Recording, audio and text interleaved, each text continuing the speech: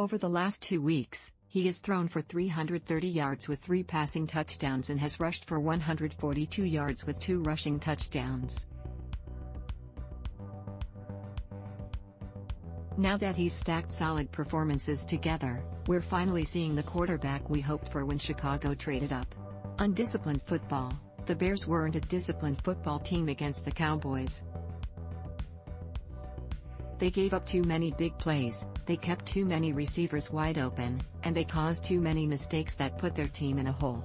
The biggest mistake they made came on the offensive side of the ball. David Montgomery fumbled the football, Micah Parsons picked up the football and was on the ground.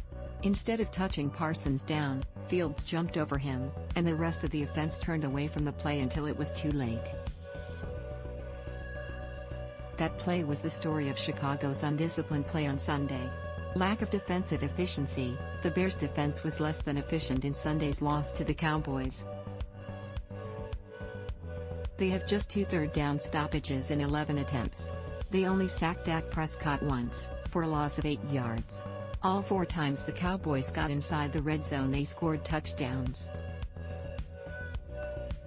Jerome Miron-USA Today SportsIt was over when Micah Parsons picked up a fumble by David Montgomery and ran it back for his first career touchdown. It wasn't so much the score that deflated the team, it was how it happened. Parsons picked up the ball and was on the ground, while Justin Fields, instead of touching him down, jumped over him. An untouched Parsons took the ball 37 yards for a touchdown. That made the game 42-23. Hypothetically speaking, if the Bears would have scored on that possession instead, they could have been down 35-30, instead of being down 19 points and more than out of it. Jerome Miron-USA Today Sports Justin Fields put back-to-back good games together, which is encouraging for his development in year 2. He completed 17 of 23 passes for 151 yards and 2 touchdowns. Along with that, he rushed for 60 yards on 8 attempts, with 1 rushing touchdown. Khalil Herbert, game by game, Herbert is edging out David Montgomery for the top running back position. He rushed for 99 yards on 16 carries, including 1 rushing touchdown in Sunday's loss to Dallas. Eddie Jackson was the Bears' best defensive player on Sunday, with 11 total tackles and 1 interception. That interception came right before halftime, when the Bears were down 28-14.